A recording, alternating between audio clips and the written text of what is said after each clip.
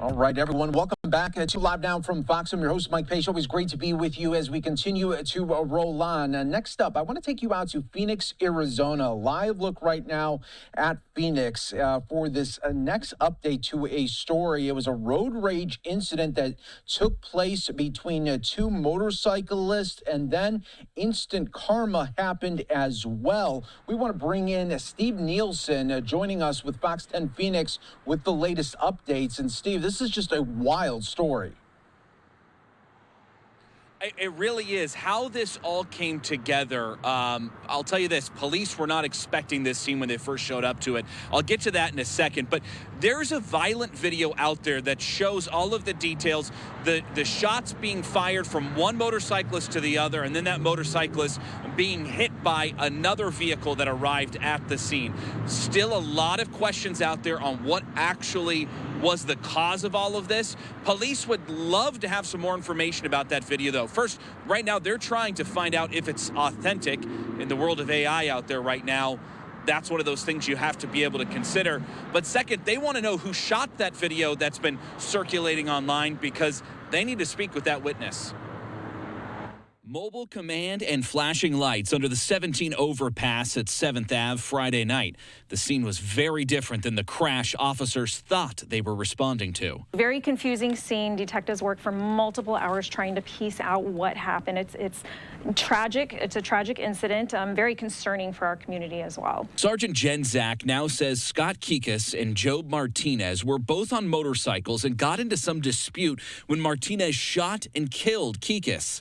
Moments later, a driver hit and killed Martinez. The driver left the scene but was close by and didn't answer any questions, according to Zach. Individuals saw the person getting shot and did hit the person that was doing the shooting.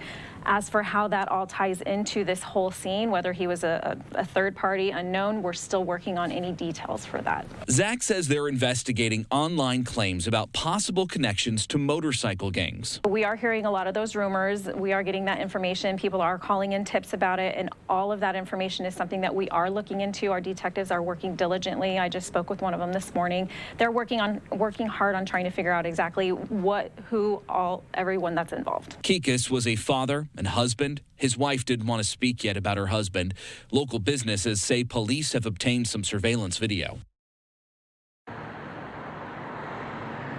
And they're hoping there's more video out there, people taking cell phone videos, know things that happen, know these two people involved in this, and want to reach out on this. And something, Mike, that I have found very interesting throughout all of this that police are still trying to investigate.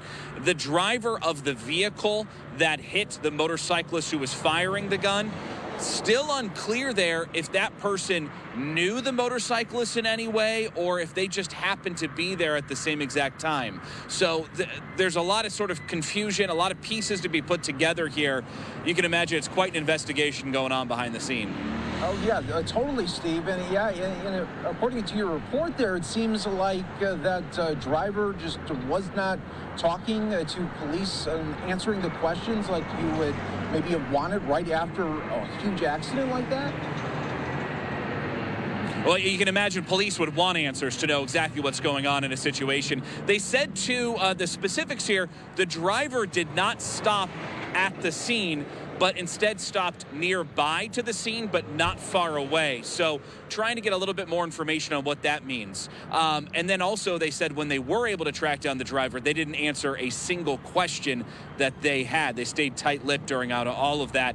Of course, they'd love some more information on that. I know we got a national broadcast here, but they put this number out here. If you are in this area, you know where this is, 17th and 7th Avenue in Phoenix, call 480-WITNESS. It's their silent witness number. You can be anonymous. There's cash rewards. They want to get that out there because they want every little piece of info they can to just sort of explain what happened here.